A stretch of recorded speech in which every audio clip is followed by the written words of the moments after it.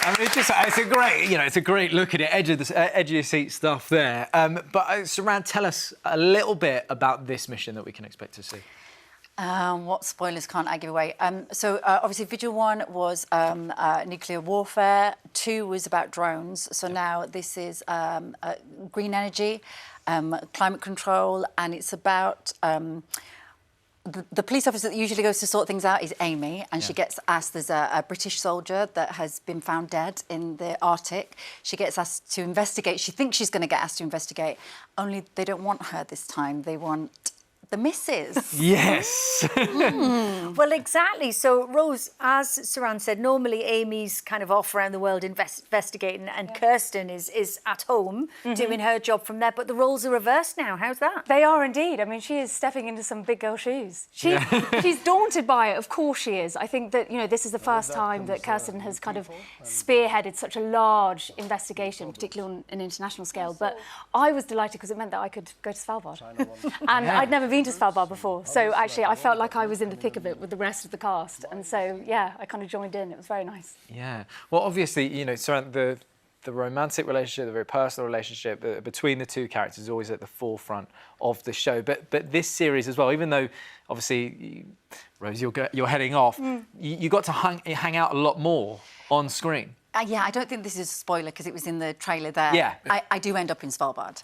Well, there you go. She comes to help me out. Yeah, I needed the help. A little bit, yes. It used to be split between Scotland and wherever I was. Yeah. And so this time we get to hang out and just chat a lot about everything. Yes. We've been through quite a bit together. I was going to say, but as friends as well, that must just be so nice to be able to share more so scenes. Nice. Yeah. And we got to do like things after work. So we actually went. We went jumping in the Arctic Sea. In a sauna and then into the sea. So you're both into that anyway, the cold water therapy. Yeah, but that was something else. And Rose is such a daredevil. She went swimming off and we were like, please come back. But it's really cold. My arms and my feet started to go numb, and I was like, oh no, I'm slowly descending into the cold. I need to turn around. Yeah, it was amazing. And our sound guy, Martin Sound, big up Martin, he ended up like doing backflips into the... We were like, what are you doing? And submerging his head, and we were like, no, Martin, please get out. But he obviously was high. Fantastic. Not sure your brain's supposed to get that cold. No. So, Rose, you said that Kirsten's kind of got a big girl pants on this series, and she's also on the home front. She's going back to work having had a baby. So, I mean, I know you've got little kids. Is that something you could identify with? I certainly do feel like I could identify with that. Like, I remember feeling the urge and wanting to return to work and wanting to pursue projects that still kind of like piqued my interest. But of course, there's that juxtaposition which is difficult, whereby you feel like you want to stay at home to make sure that you're kind of, giving your children as much time as you can.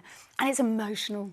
It's emotional and it's exhausting, but it's a wonderful kind of situation to find yourself in, simply because it's an identity shifting experience, but out of it comes a different kind of breed of woman. Yeah. It's a fantastic show because, as you say, it deals with so many different aspects of life as well as the mission that's ahead of them. But on the locations that you were just mentioning there, I remember, Suranne, I think the last time you came on, we were talking about you in Morocco, and there was a bit of contention whether or not it was a day off that you were enjoying in Morocco. It was too much fun in the sun there. But this time around, on location, you got to hang out at one of the coolest cafes I think I've ever seen, a husky cafe. Yeah, I mean, I love animals. I have 2 sausage dogs. So this is a cafe that is for retired huskies. And you go and you get your cup of coffee. You have to take your shoes off.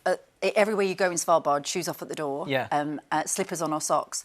And then you have to wait. And if they come over to you, then you can just sit and have a cuddle and a stroke. But you can't go to them. They have to come over and... Did they choose you? They did choose me. I was like, hi. Yeah, gorgeous, beautiful creatures. Did you feel like it was like a job interview? Like, I wonder if they're going to choose me. I can't relax and have this coffee unless you come over to me. Yeah, gorgeous.